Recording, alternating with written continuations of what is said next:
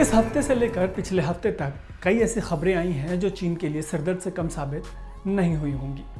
इनमें इंडिया को ट्रोल करने के चक्कर में खुद ही ट्रोल हो जाना और कोरोना वायरस के चीन के किसी लैब में तैयार किए जाने जैसी कई खबरें शामिल हैं।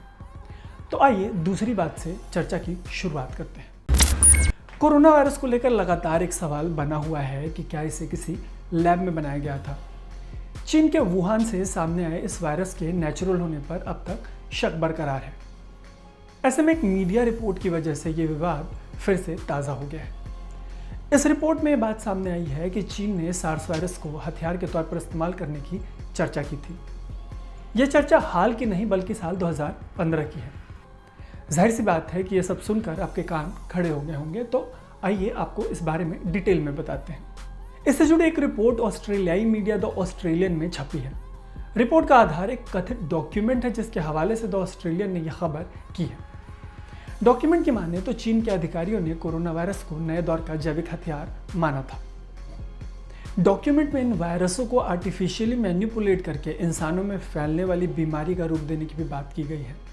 इन्हें हथियार का रूप देकर इनके ऐसे इस्तेमाल की बात भी की गई है जैसा मानव इतिहास में पहले कभी नहीं देखा गया। इसके 18 ऑथर्स में चीन की पीपल लिबरेशन आर्मी के साइंटिस्ट और वेपन एक्सपर्ट शामिल हैं। इनमें China's bureau of epidemic prevention के former deputy director Li Feng और चीन के SARS epidemic analysis expert group के पूर्व प्रमुख शू डेजांग भी शामिल हैं। द ऑस्ट्रेलियन ने ऑस्ट्रेलियन स्ट्रेटेजिक पॉलिसी इंस्टीट्यूट के एग्जीक्यूटिव डायरेक्टर पीटर जेनिंग्स से भी इस बारे में बात की। जेनिंग्स का कहना है कि इससे साफ हो जाता है कि चीनी वैज्ञानिक कोरोना वायरस के स्ट्रेन्स के मिलिट्री यूज के बारे में सोच रहे थे। उन्होंने ये भी कहा कि चीनी इस बारे में भी सोच रहे थे कि इसका इस्तेमाल कैसे कर सकते हैं। जेनिंग्स ने यह भी कहा कि ऐसी स्थिति में यह माना जा सकता है कि मिलिट्री यूज के लिए तैयार किया जा रहा वायरस एक्सीडेंटली रिलीज हो गया हो। उन्होंने इससे भी इनकार नहीं किया कि डॉक्यूमेंट से यह बात साफ हो जाती है कि चीन इस वायरस के ओरिजिन के मामले में किसी बाहरी जांच से लगातार क्यों इनकार करता रहा है।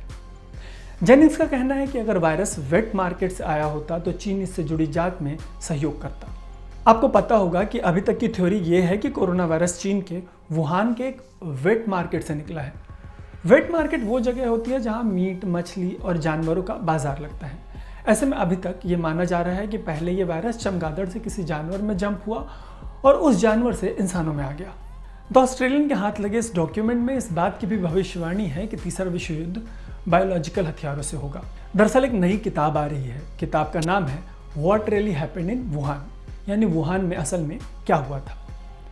इसे द ऑस्ट्रेलियन की इन्वेस्टिगेशन राइटर शरी मार्क्सन ने लिखा है। द ऑस्ट्रेलियन की रिपोर्ट जिस डॉक्यूमेंट पर आधारित है उसकी चर्चा इस किताब में की गई है। आपको पता होगा कि कोविड-19 पैंडेमिक कोरोना वायरस से फैला है। SARS-CoV-2 नाम का यह वायरस दिसंबर 2019 में सबसे पहले चीन में सामने आया था। हालांकि चीन की प्रोपेगेंडा वेबसाइट ग्लोबल टाइम्स ने इस आर्टिकल को चीन के खिलाफ एक कॉन्स्पिरेसी बताया है। इसकी माने तो जिस लीक डॉक्यूमेंट का हवाला द ऑस्ट्रेलियन ने दिया है वो एक किताब है जो खुले तौर पर बिक रही है। इस प्रोपेगेंडा वेबसाइट ने इस किताब के अमेजॉन पर सेल होने की बात कही। हालांकि अनकट ने जब अमेजॉन इंडिया पर किताब का नाम सर्च किया तो ये वहां नहीं मिली। ग्लोबल टाइम्स ने यह भी कहा कि साल 2002 से 2004 के बीच सार्स महामारी चीन में फैली। किताब में इस बात का जिक्र है कि इस दौरान यह बीमारी चीन में जेनेटिक मॉडिफिकेशन और अप्राकृतिक तरीके से फैली। यह भी कहा गया है कि चीन में यह बीमारी बाहर से आई। ग्लोबल टाइम्स ने इस रिपोर्ट को प्रोफेशनल जर्नलिस्टिक एथिक्स को दरकिनार कर, यानी पत्रकारिता की नैतिकता को ताखे पर रखकर लिखा गया लेख बताया है। ऐसे में जिस सवाल के साथ ये स्टोरी शुरू हुई थी उसका जवाब अधूरा रह जाता है। सवाल ये कि क्या ये वायरस लैब में बना था? अगर आप हमसे किसी सीधे जवाब की उम्मीद कर रहे हैं तो जवाब ये है कि इस पर अभी बहस जारी है। साइंटिफिक कम्युनिटी भी इसे लेकर बटी हुई है और अभी तो यही माना जा रहा है कि वायरस नेचुरल है। अब आते हैं भारत का मजाक उड़ाने वाली उस बात पर जो हमने शुरू में आपको बताई थी। दरअसल चीन ने अपने सोशल मीडिया वीवो पर भारत का माहौल बनाया। माहौल कोविड की सुनामी से गुजर रहे भारत की ताज़ा स्थिति को लेकर बनाया गया। मजाक बनाने के लिए चीन ने अपने यहाँ हुए एक रॉकेट लॉन्च की एक तस्वीर को इस्तेमाल किया जिसके साथ कोविड का शिकार हुए भारतीयों के पार्थिव शरीरों को जलाने की एक तस्वीर को इस्तेमाल किया गया।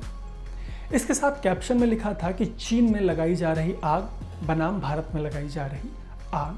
हालांकि चीन का ये स्टंट उसे महंगा पड़ा।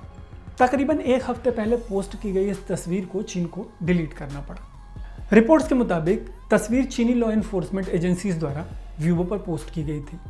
यहाँ उनके लाखों फॉलोअर्स हैं। इसे चीन का ट्विटर भी कहा जाता है।